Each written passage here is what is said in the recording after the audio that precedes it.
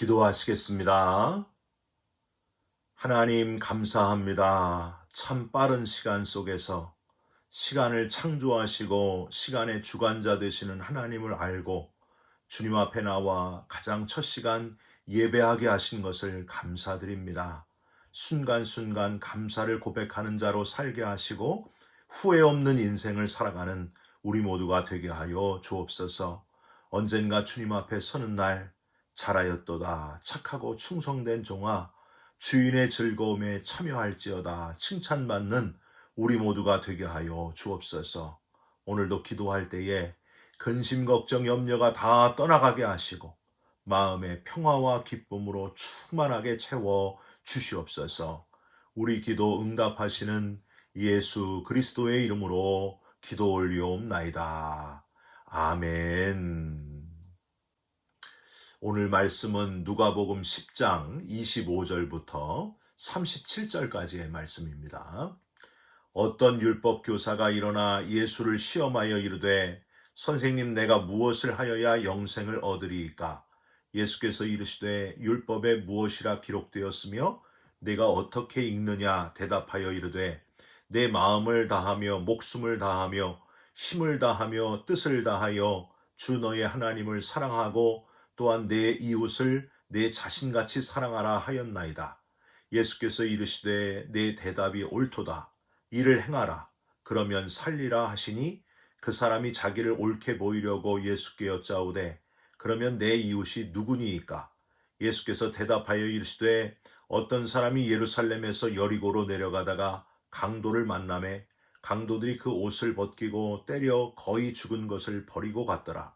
마침 한 제사장이 그 길로 내려가다가 그를 보고 피하여 지나가고 또 이와 같이 한 레위인도 그곳에 이르러 그를 보고 피하여 지나가되 어떤 사마리아 사람은 여행하는 중 거기 이르러 그를 보고 불쌍히 여겨 가까이 가서 기름과 포도주를 그 상처에 붓고 싸매고 자기 짐승에 태워 주막으로 데리고 가서 돌보아 주니라. 그 이튿날 그가 주막 주인에게 데나리온 2를 내어 주며 이르되 이 사람을 돌보아 주라.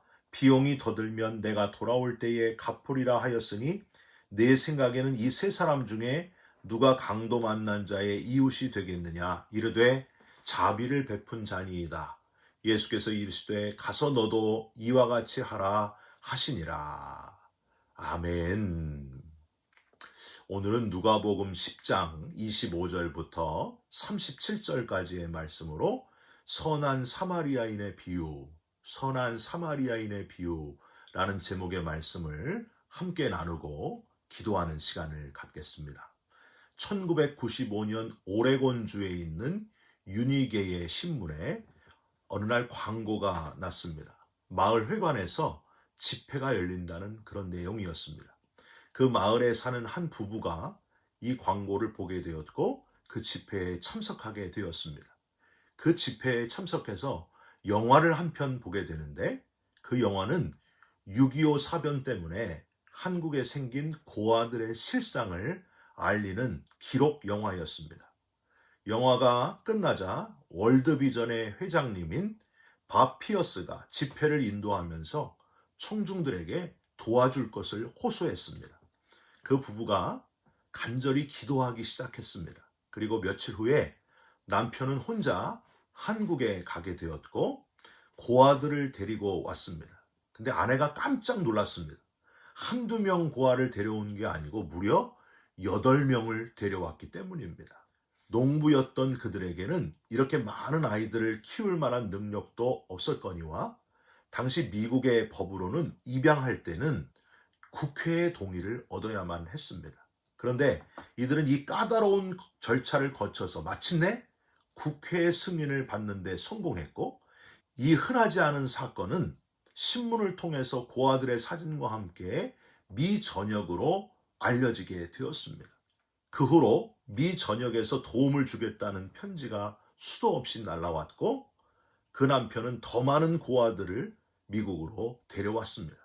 비행기가 오레곤에 도착할 때는 공항에 고아들을 양자로 삼겠다는 사람들로 장사진을 이루었습니다. 이런 귀한 일을 하게 된 부부가 바로 홀트 아동복지회의 해리 홀트와 벨타 홀트 부부입니다. 8명의 고아들을 데리고 어렵게 시작한 고아 사업이 바로 오늘날의 세계적인 홀트 아동복지회가 된 것입니다. 그 일이 좋은 일이라면 어려움을 감수하더라도 시작하는 사람, 저와 여러분이 그런 그리스도인이 됐으면 좋겠습니다. 내가 시작한 작은 사랑이 풍성한 열매로 맺혀질 그날을 바라보면서 사랑을 실천하는 저와 여러분들이 꼭 되시기를 주님의 이름으로 부탁드립니다. 오늘 본문을 읽으시면서 여러분 금방 아셨겠지만은 우리가 잘 아는 선한 사마리아인의 비유입니다. 성경에서 좋은 일이라면 어려움을 감수하더라도 시작했던 가장 대표적인 사람이 바로 이 선한 사마리아인이 아닐까, 그런 생각이 듭니다.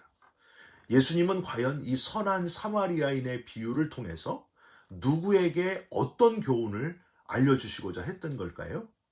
결론부터 말씀드리면 문제 제기를 하는 율법 교사에게 지금 자비를 베풀어라 하시는 주님의 아주 직접적인 명령이 담긴 그런 비유였음을 여러분 기억하시기를 부탁드립니다.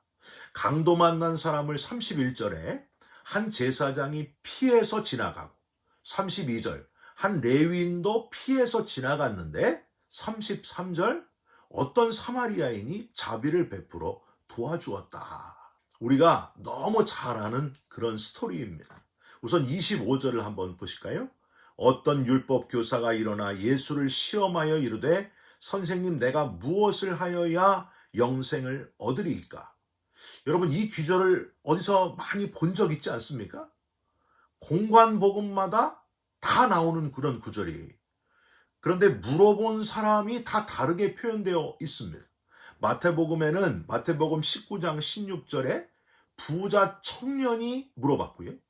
마가복음에는 마가복음 10장 17절에 그냥 부자, 누가복음 18장 18절에는 관원이라고 되어 있고요. 오늘 누가복음 10장 25절에는 율법 교사다라고 되어 있습니다. 중요한 거는 다 하나같이 무엇을 하여야 영생을 얻으리까? 이렇게 물어봤다는 거예요. 그러니까 이미 어떤 틀을 만들어 놓고 무엇을 하여야, 이렇게 틀을 만들어서 무슨 행동을 해야 영생을 얻겠습니까? 하고 물어봤다는 거예요. 마태복음에만 조금 더 특이하게 무슨 선한 일을 하여야 라고 물었는데 마치 영생을 뭘 해야만 얻는 것으로 생각했다는 것. 즉, 그들이 지켜온 율법이 그동안 뭘 해라, 무엇을 하지 말라로 되어 있기 때문에 그게 습관이 돼가지고 본질이 아니라 비본질적인 것, 형식적인 것을 붙들고서 이렇게 질문했다는 걸 우리는 여기서 깨달을 수 있습니다. 이 편협한 질문에 예수님은 율법의 완성자로서 먼저 율법 교사가 목숨처럼 귀하게 여기는 그 율법을 거론하시면서 율법 교사 스스로가 본질을 찾도록 유도하시는 것을 발견할 수 있습니다. 26절 한번 보세요. 예수께서 이르시되 율법에 무엇이라 기록되었으며 내가 어떻게 읽느냐? 즉, 율법에는 어떻게 기록되어 있느냐? 그랬더니 율법교사가 대답을 아주 잘합니다. 27절 대답하여 이르되 내 마음을 다하며 목숨을 다하며 힘을 다하며 뜻을 다하여 주 너의 하나님을 사랑하고 또한 내 이웃을 내 자신같이 사랑하라 하였나이다. 그래, 맞다. 그렇게 실제로 행하라. 그러면 살리라. 하고 말씀하시는 예수님, 28절을 한번 보세요. 예수께서 이르시되 내 대답이 옳도다. 이를 행하라. 그러면 살리라 하시니. 즉, 알고 외우지만 말고 실제로 아는 대로 정말 그렇게 행동을 하라 하고 교훈하시는 예수님이셨습니다. 자, 여기까지는 율법 교사가 그렇게 큰 문제가 있는 것 같이 보이지는 않는데, 그 다음 나온 율법 교사의 대답에서 율법 교사가 진짜 영생을 얻기 위해 예수님께 온 것이 아니라는 사실, 율법 교사 속에 있는 속마음을 우리는 깨달을 수 있게 됩니다. 이 율법 교사는요, 지금 예수님께 묻는 목적, 영생을 어떻게 해야 얻겠습니까? 하는 그 목적, 진짜 목적이 뭐냐 하면 궁금해서가 아니라 예수님을 시험하기 위함이었습니다. 25절 다시 보세요. 어떤 율법 교사가 일어나 예수를 시험하여 이르되, 즉 예수님의 말씀과 교훈의 꼬투리를 잡으려고, 하나님이라면 나만큼 아는 자가 없는데 율법 교사인 나 말고 감히 누가 하나님의 뜻을 운운하는가 하면서 예수님을 넘어뜨리려고 왔다는 것을 우리는 발견할 수 있습니다. 그래서 29절 보세요. 그 사람이 자기를 옳게 보이려고 예수께 여짜오되 그러면 내 이웃이 누구니까? 즉 나는 율법을 다 지켰고 나는 율법적 지식과 행위로 이미 다 완벽한 사람인데 이웃이 누구인지 한번 답해 보시오. 이렇게 묻는 거예요. 사실 이 이웃이 누구인지에 대한 거는요, 즉 이웃과는 당시에 굉장히 어려운 문제였습니다.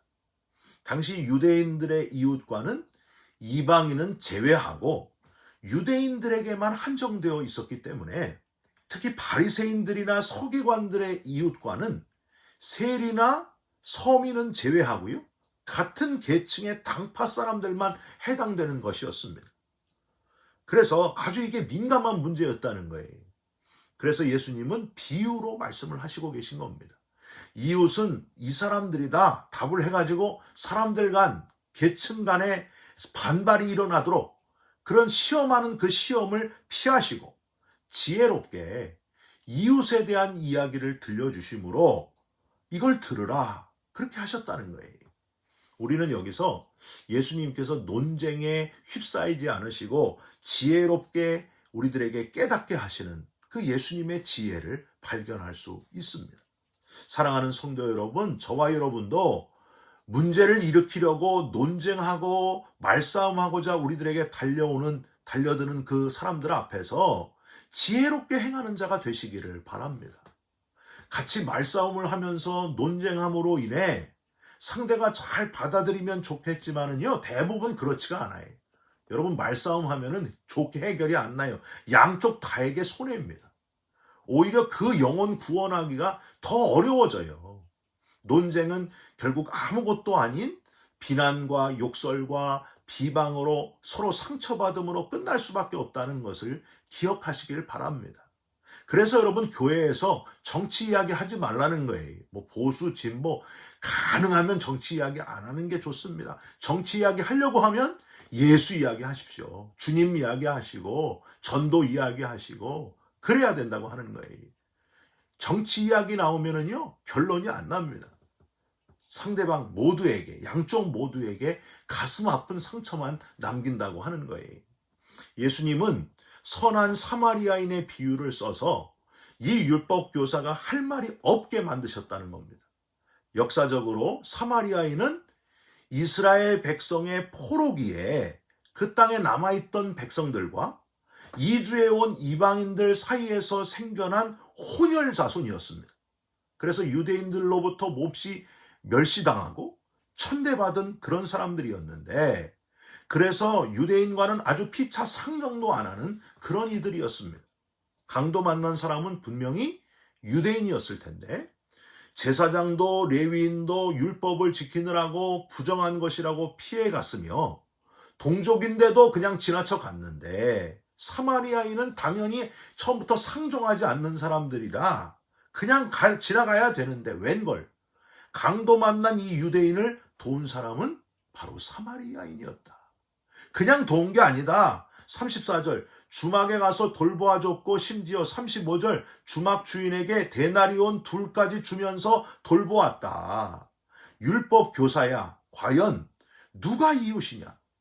율법 교사는요, 할 말도 없었을 뿐만이 아니라 스스로 찔려가지고 창피함에 이렇게 대답을 합니다. 37절 이르되 자비를 베푼 자니이다.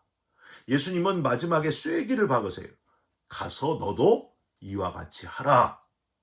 즉 율법을 다 안다고 교만하지 말고 내 대답을 꼬투리 잡아가지고 문제 삼으려고 하지도 말고 가서 자비를 베푸는 자, 율법을 머리로만 알지 말고 실제로 행하는 자, 그런 자, 율법의 핵심 사랑을 실천하는 자가 되어라. 여러분, 이 율법 교사가 얼마나 충격을 받았을까요? 자기가 알아왔던 율법의 본질을 아주 정확하게 꿰뚫고 있는 율법의 완성자이신 주님을 만나고 자신과 유대인들의 그 비본질적인데 치우친 모습을 철저하게 꼭 집어서 말씀하시는 주님, 상당히 뜨끔했고 유구무원이었을 겁니다. 사랑하는 성도 여러분, 저와 여러분도 혹시 율법교사처럼 우쭐해가지고 내가 신앙의 연수가 몇십 년인데 나도 성경 정말 많이 아는데 그런 우월감을 가지고 있지는 않습니까? 이만큼이면 나 정도라면 그 마음을 다 철저히 내려놓으시고 내가 몇 년 신앙생활을 했는지 내가 직분이 뭔지 이런 거 다 내려놓으시고 자랑스러워하지 말고 오늘 지금 내가 할 수 있는 일을 찾아서 그거를 행하는 자가 되시기를 주님의 이름으로 부탁드립니다. 인종과 사회법이나 문화를 넘어 율법의 원래 본질, 신앙의 중심인 하나님의 사랑을 실제 삶에서 실천하는 자, 저와 여러분들이 그런 그리스도인 되시기를 주님의 이름으로 부탁드립니다. 선한 사마리아인처럼 자신을 상종하지도 않는 유대인까지도 사랑으로 보살펴주고 끌어안아주는 더 큰 자비의 사랑, 저와 여러분들이 그런 그리스도인들이 되시기를 부탁드립니다.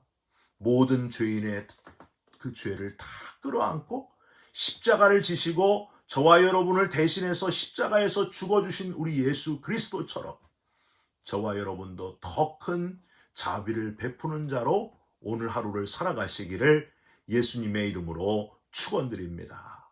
기도하겠습니다. 하나님, 지금 내가 할 수 있는 일이 무엇인지, 지금 무엇을 해야 되는지를 발견하는 자가 되게 하여 주시옵소서. 논쟁하지 말고 싸우지 말고 시간 낭비하지 말고 지금 할 수 있는 일을 하는 이 땅의 선한 사마리아인 되게 하여 주시옵소서. 우리와 동행해 주시고 우리의 손과 발을 인도해 주시고 우리의 입술을 주장하여 주시옵소서. 예수 그리스도의 이름으로 기도 올리옵나이다. 아멘. 하늘에 계신 우리 아버지여, 이름이 거룩히 여김을 받으시오며 나라가 임하옵시며 뜻이 하늘에서 이룬 것 같이 땅에서도 이루어지이다. 오늘 우리에게 일용할 양식을 주옵시고 우리가 우리에게 죄진 자를 사하여 준 것 같이 우리 죄를 사하여 주옵시고 우리를 시험에 들게 하지 마옵시고 다만 악에서 구하옵소서. 나라와 권세와 영광이 아버지께 영원히 있사옵나이다. 아멘. 사랑하는 성도 여러분, 논쟁함으로 서로 상처받고 해결이 안 나고 그러지 말고 지금 내가 할 수 있는 일, 하나님을 기쁘시게 하는 일, 그 일을 행하는 자가 되시기를 주님의 이름으로 부탁드립니다. 여러분 사랑합니다. 축복합니다. 감사합니다.